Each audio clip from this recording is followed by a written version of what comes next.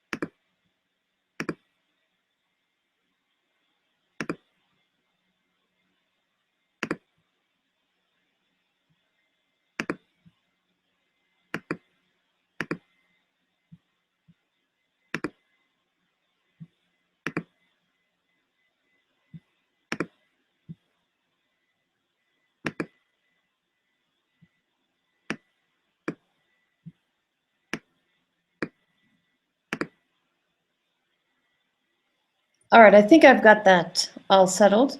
Hopefully you are all equipped with questions. I welcome everyone who is joining us today. I know that a lot of people said that they could not attend tonight, so we will show this as a repeat tomorrow, a replay, and I'm going to do my best to get to everyone's questions, but there are a lot. There's actually quite a few more than I expected. So we'll see what we can do. If I have to do this again, I will, and I have no problem with that. All right, so I'm just going to dive right in, and I'll be reading you the questions that I received, and then telling you the answers that I've prepared or the things that I have pondered about some of these questions. Now, this is one that actually has 3 questions to it. Jenna asked, my workouts include a lot of high resistance. Now my knees are cracking a lot, and my chiropractor states I need to move my feet to build my outer quads. I need advice. Well, I'm going to answer these one at a time. First of all, I'm not a doctor, and I don't play one on TV or on the internet. So I would listen to your doctor, but I'm not really sure what he means by move my feet to build your outer quads. I would make sure that you have advice from someone who really understands athletes and movement and sports. But I want to address your first line. My workouts include a lot of high resistance. Now, without knowing what you mean by that, I don't really, all I would say is how much is high, how much is too high? Is it forcing you to pedal slower than 60 RPM? Then that's way too high. If you're doing tons of climbing in every single class, then that's probably too much. My suggestion is to just balance it out so that you have, if you want to do a little bit of climbing in almost every class, I don't think every class needs to be a climbing profile, but if you want to, obviously increase your resistance in every class, that's okay.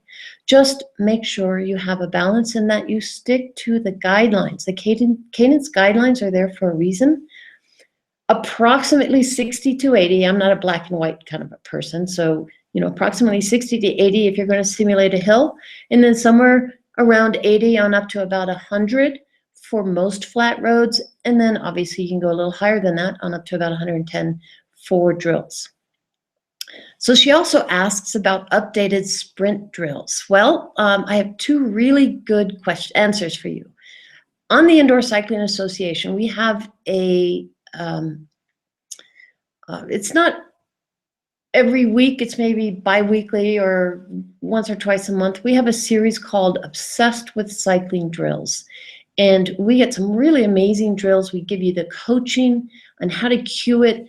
And they could be anywhere from a 5-minute drill to something you would just incorporate in almost your whole class, or you can sprinkle into a lot of different profiles. And there's a couple high intensity drills in there that you could use as, maybe not so much sprint drills, but I will tell you, we have a profile on the Indoor Cycling Association that Tom Scotto wrote, which is really how to teach sprints. And he's got 4 different drills in that profile on how to gradually introduce sprints to your riders and teach them how to do it properly. And he has his adage is load, explode, and then unload. So remember, a sprint is an explosion of effort that lasts 10 to 15, maybe 20 seconds.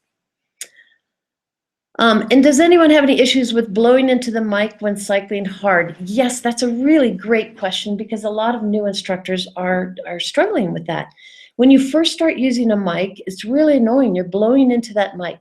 2 things. You want to make sure you have a, one of the covers on the mic, because that muffles the sound of your blowing. It's going to be much more louder if you don't have one of those foam covers.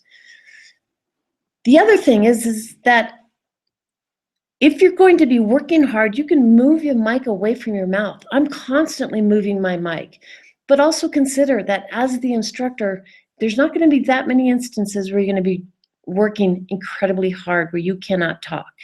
So if you're not having to move the mic away from your mouth, your intensity should be a little bit lower so that you can talk to them and inspire them and coach them. So I hope that helps you, Jenna. Thank you very much for your questions. And then Jim asks, I would like to have a profile using the proper or correct method of teaching a class using watts. Well, on the Indoor Cycling Summit, we had our session on introducing watts to instructors so that you understand it better. Now the question is how, and it does give some, tips, especially, we had 2 workshops on teaching with watts. Buddy Makuha's workshop has some sprint drills. But to introduce your class to watts, that takes a little bit of work, a little bit of education. Most of the programs right now, including Stages and Schwinn and Spinning and Kaiser, they all had, and ICG, the Indoor Cycling Group, they all have their methods of introducing wattage, teaching with wattage to your riders. So I'm not sure what your certification is with, but I would check with them. But also on the Indoor Cycling Association, we currently have a series on teaching with watts, teaching with power. We have there was a recent article called, what is FTP and how to understand it. And this week we will actually have an article on how to estimate FTP. And I'm going to give you just a very quick down and dirty, because this could be an entire workshop in and of itself. But the gold standard for determining FTP, that's your functional threshold power, is the 20-minute field test. Now there's a whole protocol to that, and I can't really tell you that right here, but it is, we do have that on ICA. But there's a couple other ways. 20-minute tests are really hard. Not everybody can do them because it takes a lot of endurance, it takes fitness, and then it also takes the understanding of pacing. Obviously, if you're going to go as hard as you can for 20 minutes, you have to pace it, and you cannot go the same intensity that you do for a 2, 3, or 5-minute effort. So you can do a maximal aerobic power ramp, and that is every minute you start off easy, and every minute you increase the wattage until you can't increase it anymore. With the maximal aerobic ramp, you actually go to failure, or what we call failure, which simply means you can't maintain that intensity anymore. So what you do is you take the average of the last minute, and that becomes that person's maximal aerobic power. And then you estimate their FTP by taking 75% of that.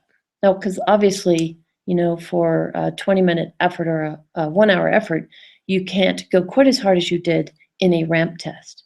And then the second way to do it is a sub-max ramp test, which is basically a talk test. It's a graduated test, starting off at easy, then you add maybe about 10 watts every 2 minutes. You ask them to talk, and when they reach the point where they cannot talk comfortably, then they have reached what we call their equivocal point. I know this is, it gets a little complicated. This is all explained in this week's article at the Indoor Cycling Association. It's also explained in the talk test profile from a couple of years ago on the Indoor Cycling Association. Now, Jim, I welcome you to email me separately, and I can send you those links. Susan asked, and I really like this question because I actually get it a lot. Is there any benefit to the standing flat movement we do in spinning? If so, can you explain it? Well, I like to think of riding an indoor bike as having really two movements. It doesn't have really 9 movements. There's 2 things you can do on the bike. You can sit or you can stand. There's a lot of variables to that, though.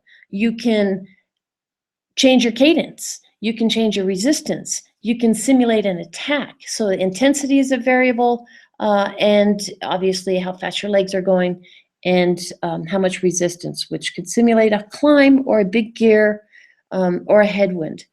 Now, the standing flat movement in spinning, they also call it a run. They have you do it when you're on a flat road. They give you permission to go up to 110 RPM. Personally, I think that is way, way too fast for any mere mortal to be standing up out of the saddle, except for a very brief, maybe explosive movement like a sprint. My own personal position on a standing flat is, if you're going to stand up on a bike outdoors, you usually move your hands to the side, you don't leave them on top, and you have more resistance because you either need more power, right? So you shift up, you shift your gear up so you can move the bike forward, or you're just taking a standing brake to give your butt a break. You're not going to spend a lot of time out of the saddle in high cadences. So my personal view of a standing flat is you do it sparingly, maybe a minute, and maybe somewhere around 80, 85, 90 RPM max.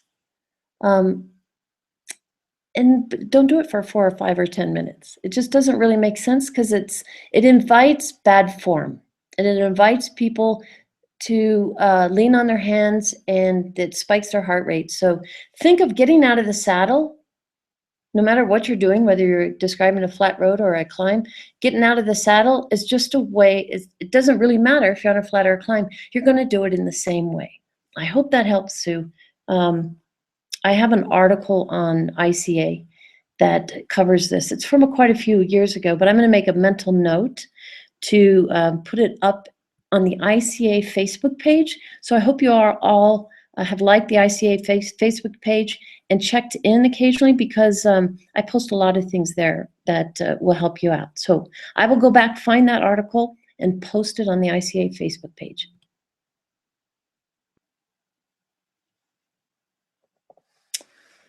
Okay, Linda asks, I use iTunes and I'm looking for mashups. Any suggestions on finding them in iTunes? I don't think iTunes has a lot of mashups, truly. iTunes sells, original songs, some covers, but I don't think they do mashups. There's probably a quasi-legal reason for that I'm not really privy to. There are mashup sites that I can't really give you. At the Indoor Cycling Association, we really, really try to stick to legal resources for music. I'm not making any judgment there, but I'm not going to post that on ICA.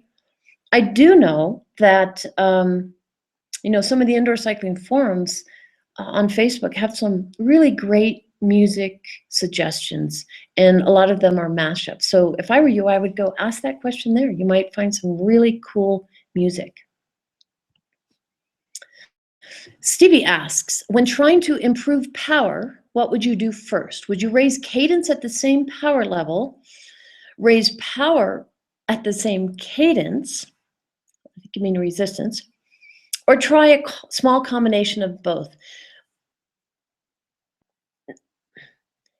I do both, and I do it all the time, and I have them sprinkled into various profiles. So in fact, just this week, I did some intervals with my riders, and I asked them, first, I did a series of intervals where I wanted them to maintain the same power, and I had them do it at 70, 80, 90, and 100 RPM. No, my riders have all done FTP tests, so they know what their FTP, and I ask them to be somewhere below it, like in,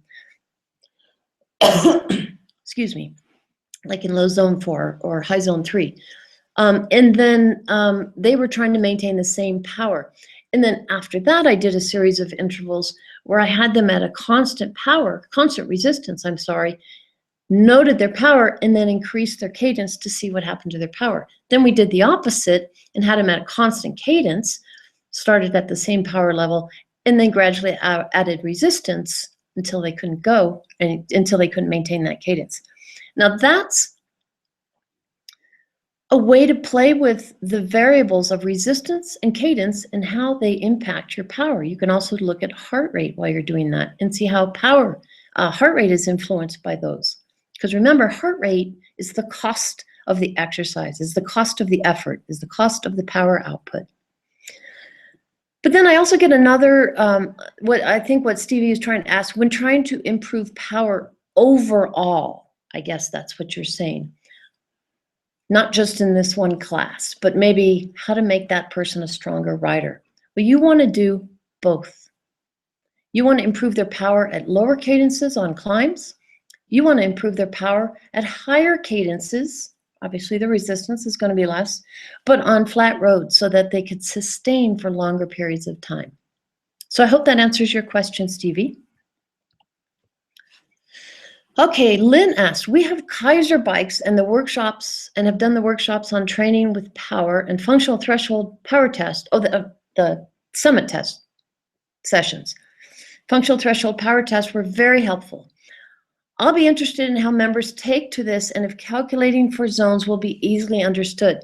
Before I answer your next question, I will tell you that, yes, it does take some time. There's a little bit of a learning curve, but don't be afraid of that. You know, get your riders excited about the exciting things to come when they start understanding. They're going to have questions. It's going to take weeks, even months, to get your current regulars, but I guarantee you, once they buy into that power, once they learn their FTP, it is game changer all around.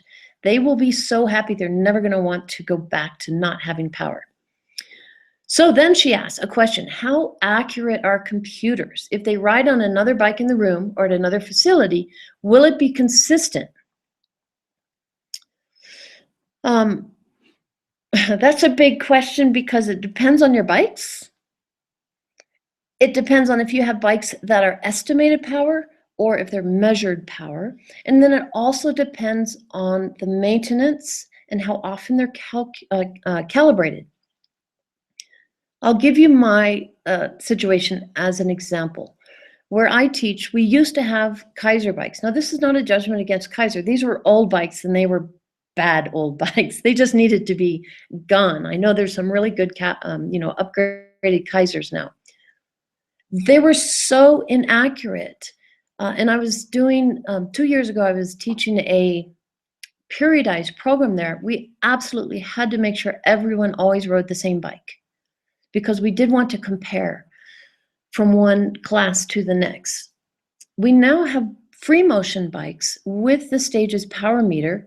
They're a lot more accurate, but I tell you what, we do actually have to calibrate them quite often. And in fact, they were calibrated a month ago, and I'm starting to get different numbers. So I am asking our maintenance people to go in and calibrate them again before my next class, which is Tuesday.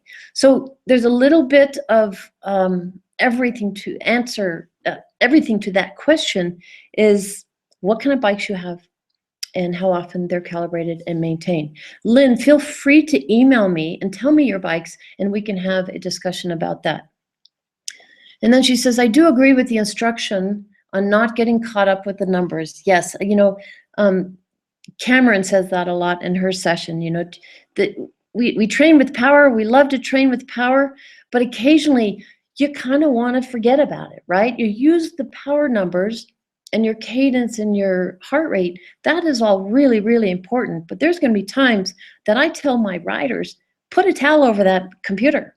We're gonna separate ourselves from there and ride on numbers. Okay, Jennifer says, I have the same question as John Chappell about max heart rate. Oh, one of my favorite subjects. I'm sorry, I've ranted against max heart rate for the last 15 years. She goes on and says, I suggested to my people that once they determine their ventilatory threshold, which I talk about in the summit session on heart rate training, and set the heart rate value as their 85%, they can then back calculate to get a new age they need to enter for the formula used on their watches. Okay, let me explain this to those who are watching. You may not know what we're talking about. I don't believe in max heart rate as a benchmark for intensity. However, and especially if you're using 220 minus your age, a lot of programs like spinning and some others, they assume that lactate threshold happens somewhere between 80 and 85% of your max heart rate. 85% is kind of the general number giving. So I understand that so many studios, so many clubs, so many instructors, and so many of your riders have glommed onto that 85% number, that I have provided a way to kind of back out it's a theoretical, it's a fake max heart rate, but at least at 85%, they're at your threshold. So here's what I mean by that. Let's say you do a field test and you get a lactate threshold or an estimated lactate threshold of 150. We're gonna assume that is 85% of their max heart rate. We don't really care what their real max is, right? Because it's not relevant. So what you do is you divide that 150 by 0.85, that gives you a new max heart rate. And then you could do your calculations based on that. 75% of that max heart rate, 85%, 90, etc. So that's what Jennifer is talking about when she creates this 85% number. She then says, I caution them to not use their watches much beyond 85%, but to go by perceived exertion. Have I made an error? I think what you're saying, and you're actually correct, Jennifer, is that once you go above your lactate threshold, don't go by percentages. Zones don't really matter once you're above your threshold. This is where perceived exertion, when I say zones, I mean heart rate zones. You go by perceived exertion because your heart rate does not respond fast enough. We did some 2-minute intervals in my class the other day, and I had them go up into as hard as they could for 2 minutes, meaning they were anaerobic, right? We actually uploaded their data to Training Peaks afterwards, and I showed each one of them that it was taking 30, 40, sometimes 50 seconds before their heart rate got up. So how can you use, I want you all to go to 90%, when it's going to take 30 or 45 seconds for it to get there? Instead, just go by perceived exertion. We're going to do 2-minute intervals. I want you to go to the point of breathless for that full 2 minutes. Don't worry about your heart rate. Don't worry about your watch. Just go to the point of breathless. You can look after the fact and see what your heart rate reached if you want. If you have power, it's wonderful because you can train by power. But she says here they do not have power. So without power, you cannot give them a zone to go for. She then goes on to say, I thought about transitioning to the LT zones, but in a general fitness setting, I'm afraid it will become confusing. Yes, it can be, but kind of like the power I was talking about in the previous question, give it time. Give people time to learn. It's going to take several months probably. You can give them handouts to help them understand it. Take your time with them, and they will reward you with their loyalty. She's excited to get people interested in wearing a heart rate monitor and knowing what the numbers mean. I applaud you, Jennifer. Keep doing it. Will you do me a favor and give me an update in a month or so and let me know how it goes with your riders? Okay, Jody. Jody asks, what is a tap back and why is it a bad idea? Oh man, for those of you who really know me, you know that's a loaded question. You know, I challenge you to go to YouTube and do a search on how to do a tap back. And you're going to see some pretty crazy stuff. A tap back is kind of like a reverse jump. They start standing and then they push their butt back towards the back of the saddle. They're done pretty aggressively. Some of the ones you'll see on YouTube, they're really fast and they're like almost slamming their butts to the back of the saddle, but still they're not touching it.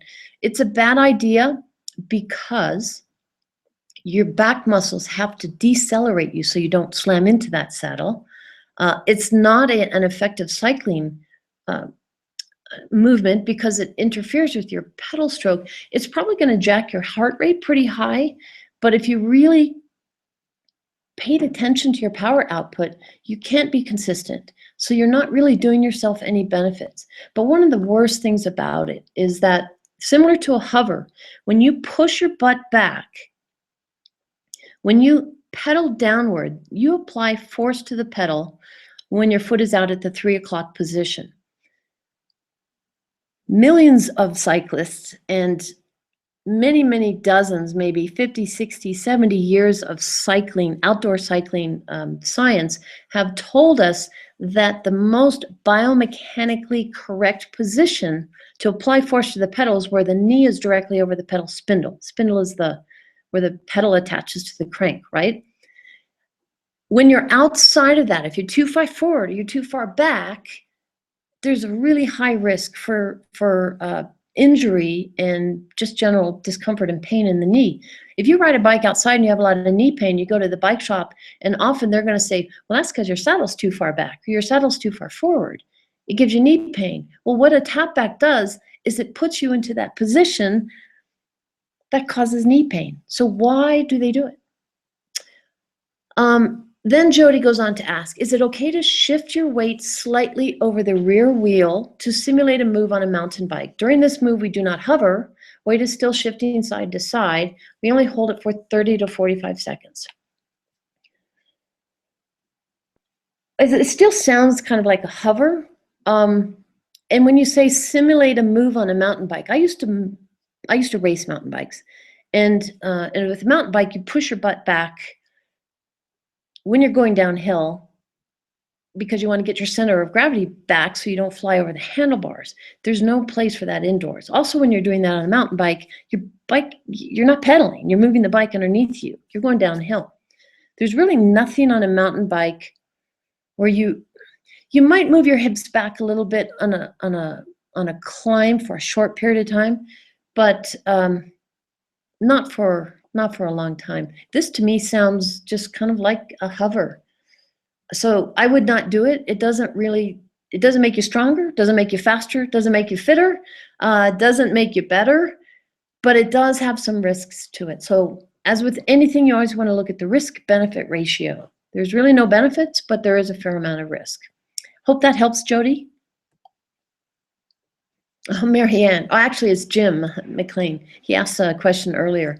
He says, I would like to see a list of do's and don'ts for indoor cycling instructors. Well, they're all over the Indoor Cycling Association. But let me tell you this. I'm actually creating a handout that should be done. Well, I was hoping it would be done by now, but I've been overwhelmed with the Indoor Cycling Summit and bringing you guys this quality material. But it should be done by next week. It's going to be a list of the top 10 things not to do in your indoor cycling class. So if all of you are registered as on our mailing list for the Indoor Cycling Association, which you are if you attended the summit, then you're going to get an email. And plus, we're going to put it out on Facebook. We're going to really spread it around because we want people to see it. It's going to be, like I said, 10 top things to never do in an indoor cycling class. Kelly says, sequencing a class. What drills to combine that are not counterproductive?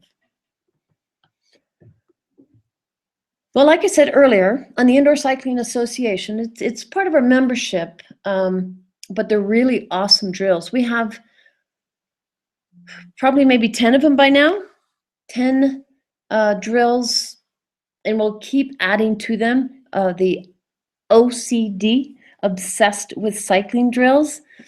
You can combine, a couple of those together, and some of them are just, like I said earlier, something you can do for 5 or 10 minutes and sprinkle into various profiles, or you could just keep repeating them with different variables, like different cadences or different power outputs or even different intensities.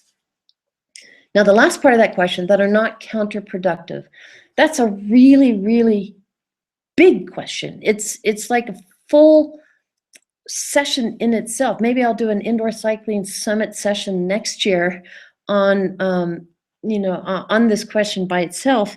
But basically, you want to think of the big picture. If something is counterproductive, it's going to interfere with your technique. So obviously, you're not going to do anything that is a contraindicated move. But it also could be intensity, right? You got to look at, it's counterproductive if all you're doing is high intensity classes. So look at what you've been teaching the last 2, 3, 4 weeks.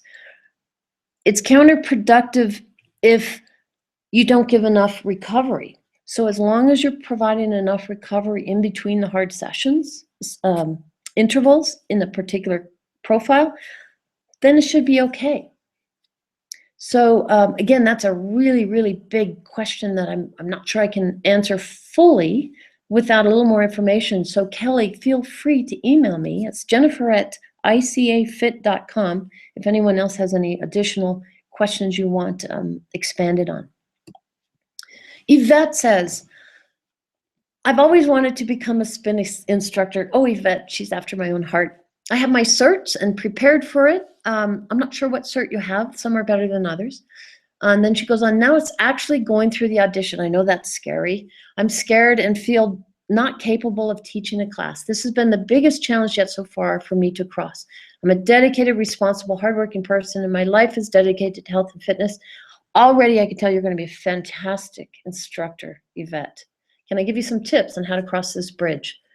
Well, I would suggest that you look for a mentor and see if you can start doing some team teaching. You know, maybe just do the warm-up the first time. Maybe you do the cool down. Maybe then they give you a 10-minute climb to do, or maybe a short period to do some intervals. And that gets your feet wet. This is the best way to gradually become more and more comfortable with putting together profiles, with speaking in a microphone, as I'm sorry, I can't remember her name, asked earlier, the first question we had, and on addressing and engaging your riders. The Indoor Cycling Association does have a lot of articles that are targeted for new instructors. This is part of our membership. And we actually have in our plans on having a whole segment devoted just to brand new instructors. So again, Yvette, you might want to email me and I can give you some specific advice.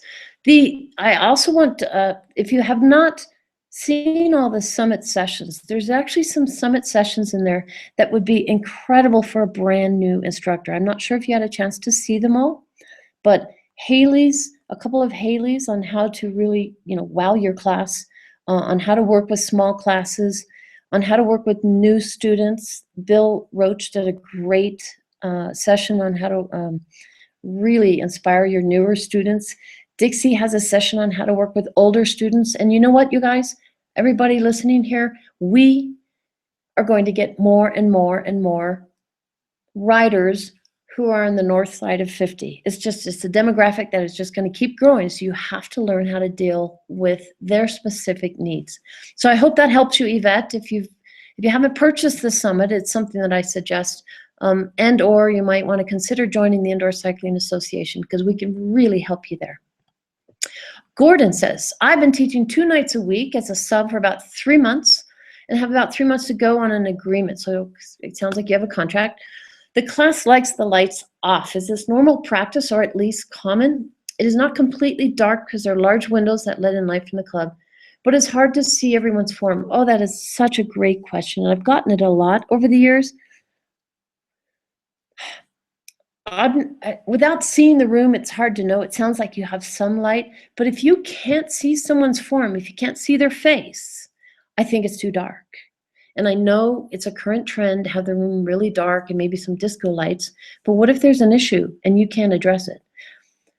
I always say, I like low lights, but I always say you have to be able to see their faces, and they need to be able to see their heart rate monitor or You know, obviously most of the cadence meters or most of the computers have a backlight, but it's just good for them to be able to see that. I think it is a safety issue if the class is too dark.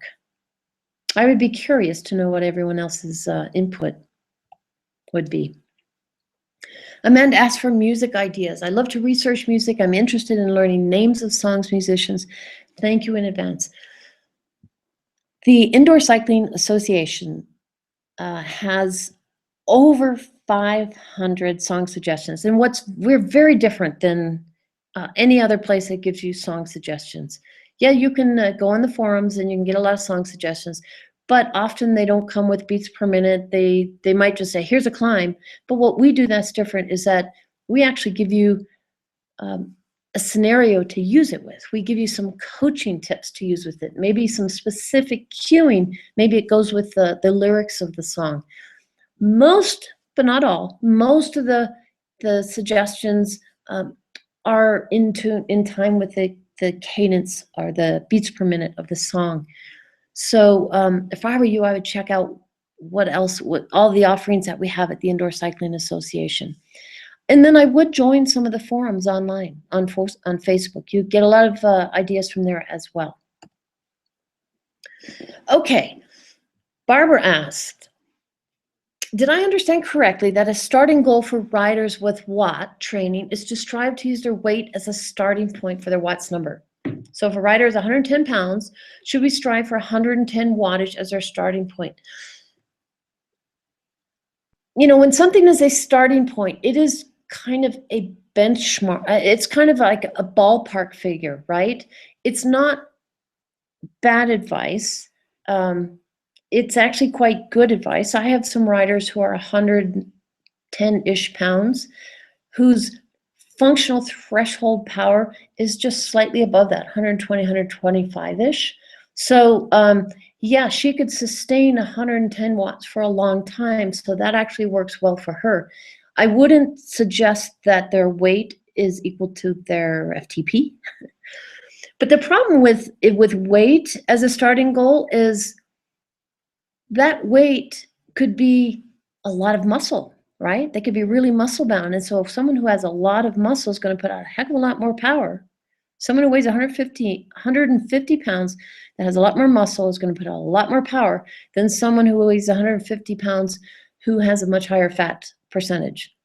So if you're going to use that as a benchmark,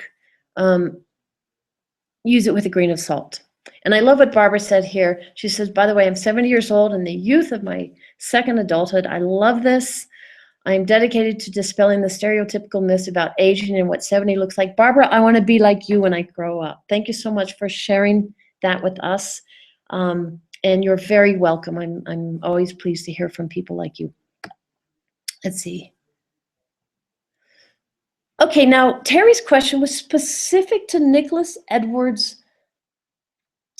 session on the Indoor Cycling Summit. It is one of the more advanced exercise physiology ones, but I really, really encourage all of you to go back and watch that one. You know, the beauty of the summit and having access to it for 6 months is that as you get more and more educated about these things, you go back and you watch it and you're going to be like, oh, that's what he meant, or that's what she meant. I get it now.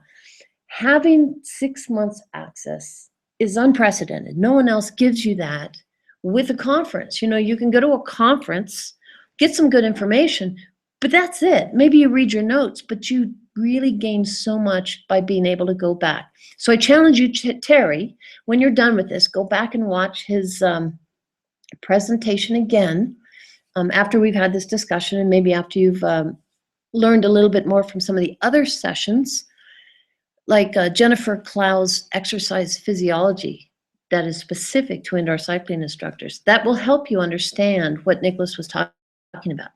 But basically, Nicholas goes into the importance of training in your aerobic zone. It is the key zone to improving fitness and metabolic health.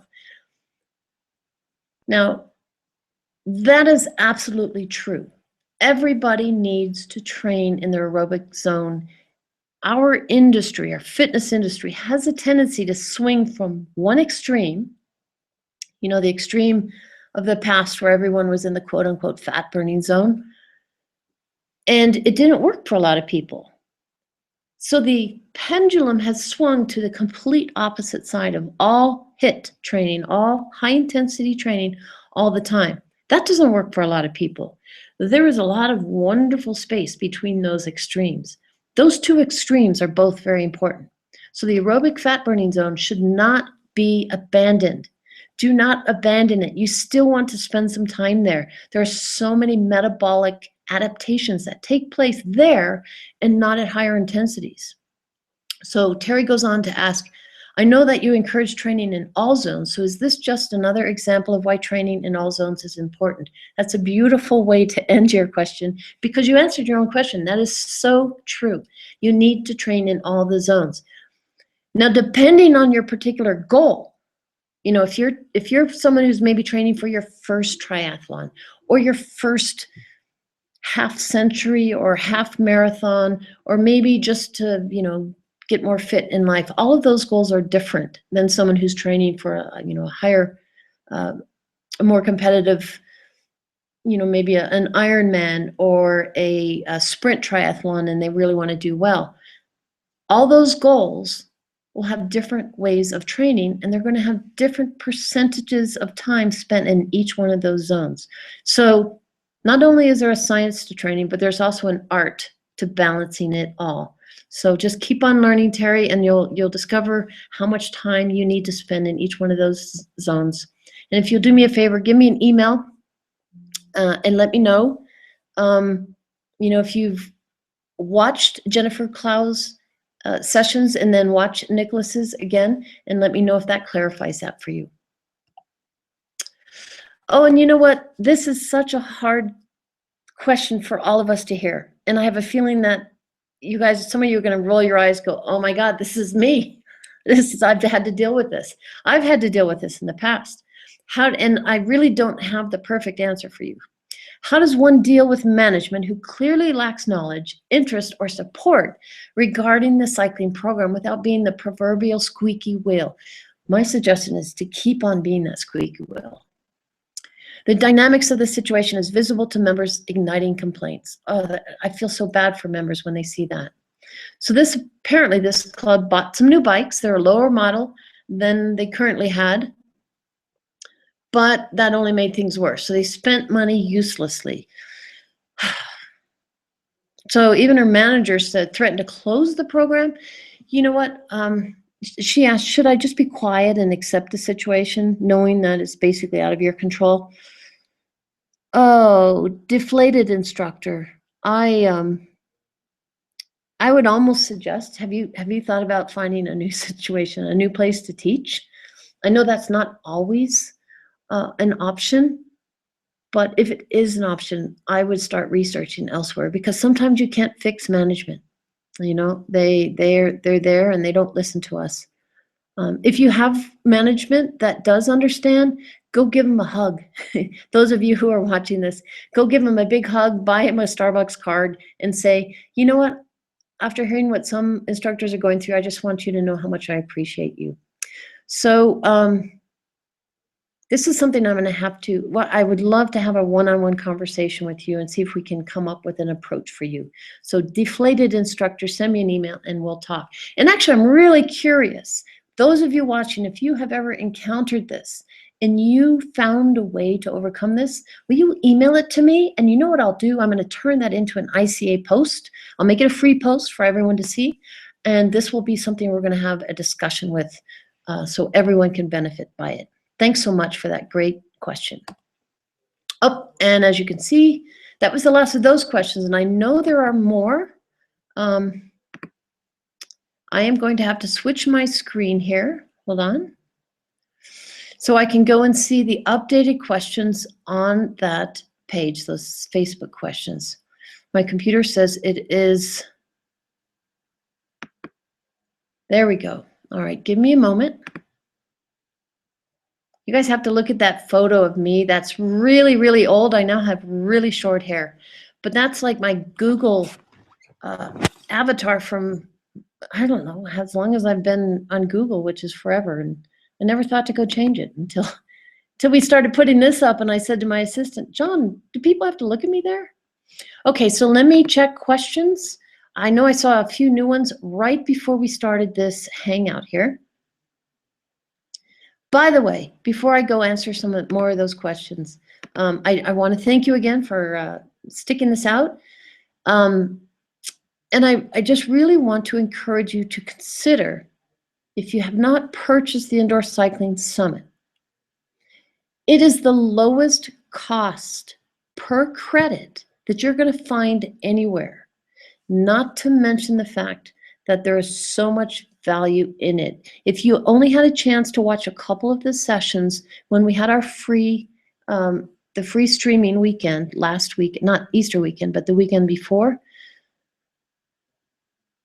there is so much information. And like I said, when you have 6 months access to it, it's going to become more and more valuable to it. So you only have a little over 24 hours as of the timing of this webinar. Access to that. We're going to close it down on March 31st at midnight Pacific time, and it will not be available anymore after that. We've got a lot of other things to focus on. We've got the next summit's not going to be for another year. So just really do consider it, because I truly believe it will change your lives. Okay, here we go. Beverly asked, how do you handle an avid outdoor cyclist in your class that wants to instruct your students? That's an interesting one. It sounds like they want to take over. She adds on here, I work on a naval air base, and these people are high-ranking people. Ooh, I don't know. Do you have to salute them and say yes, sir, or yes, ma'am with them? You know what? You are the expert. You're the instructor. You've been tasked with this job. So I'm not in the military, and I don't know if this is kosher, but I would just say, you know what? I outrank you in this situation. Actually, what you really need to do is ask that person to meet with you after class so you can discuss. It really is not helpful for someone to try to instruct students, especially if that person is doing it during your class or right before, or somewhere where you're around them. You really have the reins of that class. If they're doing it outside, there's nothing you can do about it. But maybe we can convince that person to get certified. Maybe they should become an instructor and then just share that role with you, not at the same time, in a different class. So I would be very curious to know more, Beverly. So email me and let me know the situation a little bit more in depth, and maybe we can convince that person to get certified. John asks, how often should I do an FTP test? Great question. I'm in the middle of a periodized program with my riders. We are doing our second FTP test. This is an 8-week program. I did the first one the beginning of the second week, because the first week was a lot of explanation, and we did a talk test, and we did a lot of technique and pedal stroke drills, because I wanted them to have that first. Our second one it'll end up being 7 weeks later. So I would suggest 6 to 8, every 6 to 8 weeks to do another test, because if you're training consistently, FTP is a moving target. It is going to change. So if you can convince your riders to take that test every 6 to 8 weeks, they're going to have much more valuable zones to go by. Because if you're using zones from back when you were not that fit, then you're not pushing yourself hard enough.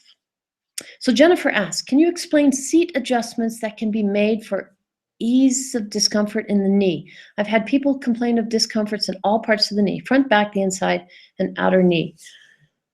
Very interesting. Well, without knowing more, it's going to be hard to describe in just this verbal. One of the sessions, the bonus sessions on the Indoor Cycling Summit, is on bike fit, and he goes into a lot more detail on specific bike fit.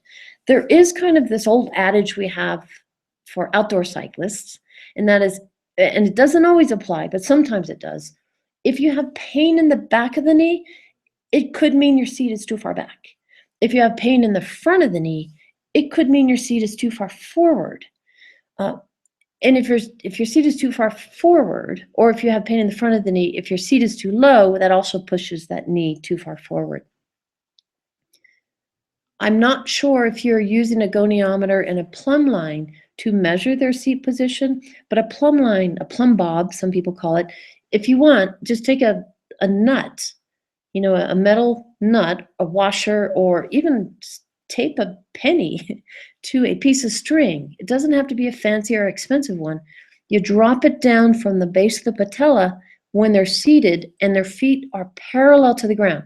So you're doing this on the leg that is closest to you. So you're next to them on the bike. Have them put their feet parallel to the ground. Let's just say their left leg is forward and you're on their left side.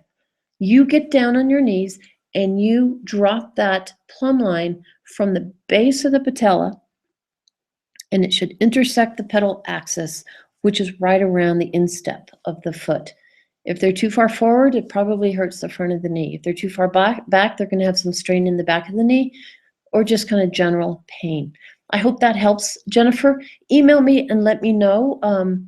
You could especially benefit from that Bike Fit session with the Indoor Cycling Summit if you haven't actually watched it yet. Suzanne, let's see, I have 1, 2, 3, 4 more. And then I just have a couple announcements for you. Suzanne says, what has been your experience with Performance IQ? We've experienced countless problems. The times I've ridden with Performance IQ, it has been amazing. It has been very motivating, and I know quite a few clubs that use it, and I have never heard of problems, but I also can tell you that I don't teach with it. So I'm not around it a lot. I'm just there. I've only experienced it when it's worked well. So I think all of these display systems have really gone leaps and bounds just in the past year or two. It is amazing what they can do. I do know the owners at Performance IQ, and I will tell you that they would love to hear from you. They really want to do things right, and they want to be ahead of the industry. So, Suzanne, I would really suggest you call them and talk with Tay, T-A-E, and I'm sure he's going to set things right for you. Natalie asks, what has helped you grow the most as an indoor cycling instructor over the years? Well, we're talking,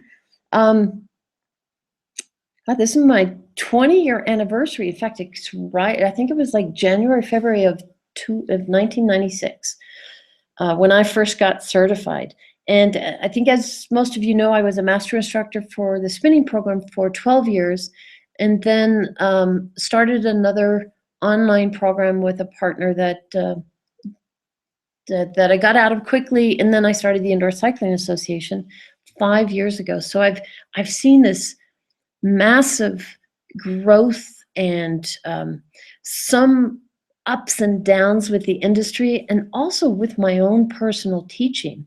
And I'm always, always amazed that I still don't know it all. I don't know it all, and I'm constantly learning. I try to share everything I learn with all you guys. We have a ton of free articles on the Indoor Cycling Association, but we put a lot of our, really in-depth training in our membership, and then we kind of funnel all that knowledge into the Indoor Cycling Summit. This is our 3rd summit.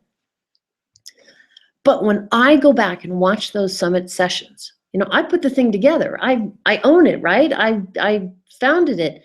I go back and I watch Jennifer Clowes, Dr. Clowes sessions, and I go, oh my God, I just learned something, and this is something I've been teaching forever. Or I go and I watch even like Bill Roach's session on working with new riders, and I got ideas from him. So I will be 100% honest with you, Natalie. What has helped me grow the most as an indoor cycling instructor is watching my own summit. Does that sound, that's not a marketing thing. That's not a ploy. It's not a pitch. It's the absolute truth. I think we have more useful, functional information for every instructor from every program. It doesn't matter the bike you're on. It doesn't matter who certified you.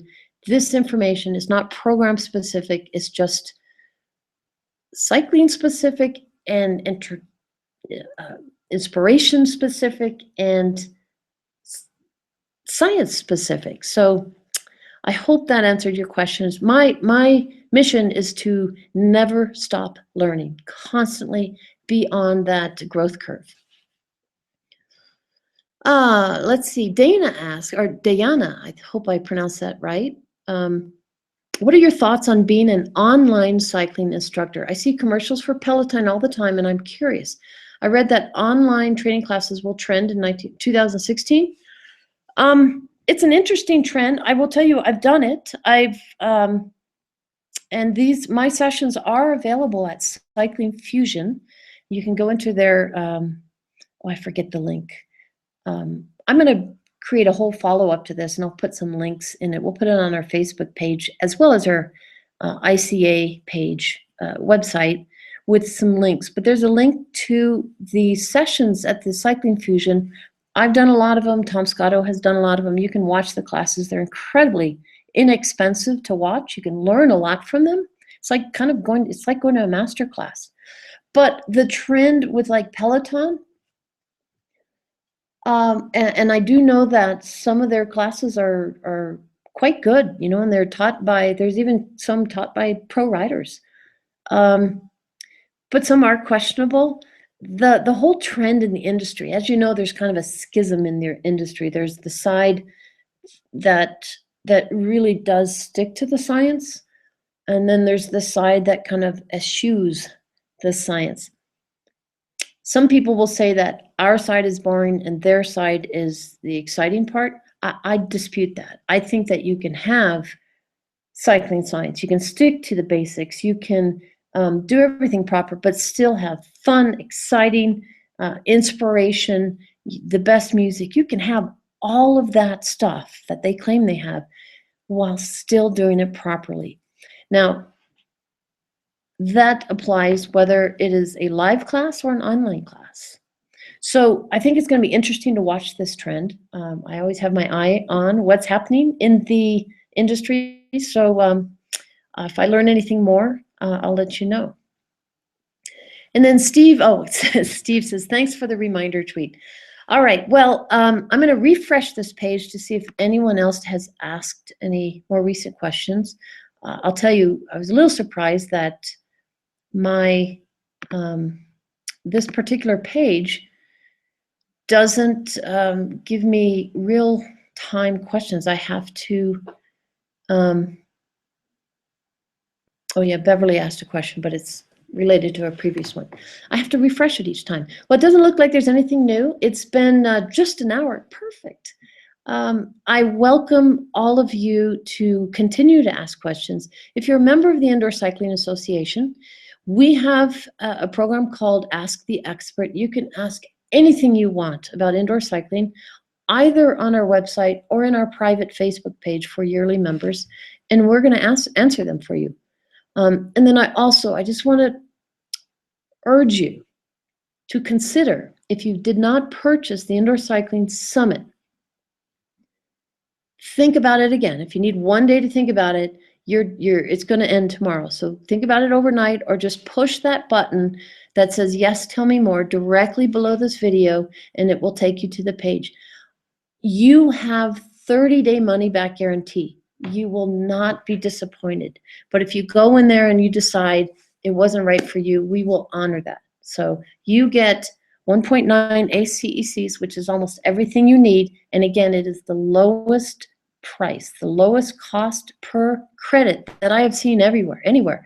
It's about a little over $10 a credit. Whereas if you go to most conferences, if you're going to WSSC, if you're going to ECA, if you're going to most conferences, you're going to pay way more per credit, not to mention the cost of travel or meals or hotels or time off. Because remember, with 6 months access, you can watch these sessions in your pajamas eating popcorn. Or maybe not popcorn, why not? You know, we eat healthy stuff all the time. Every now and then we have the right to consume popcorn, right? Maybe a glass of wine. Well, I hope you enjoyed that. And I really enjoyed doing this. I might have to do this more often. I really thank you for coming. And, you know, if you have any additional questions, feel free to email me at jennifer@icafit.com. And I look forward to hearing from all of you and seeing you in our community and seeing you at the Indoor Cycling Summit.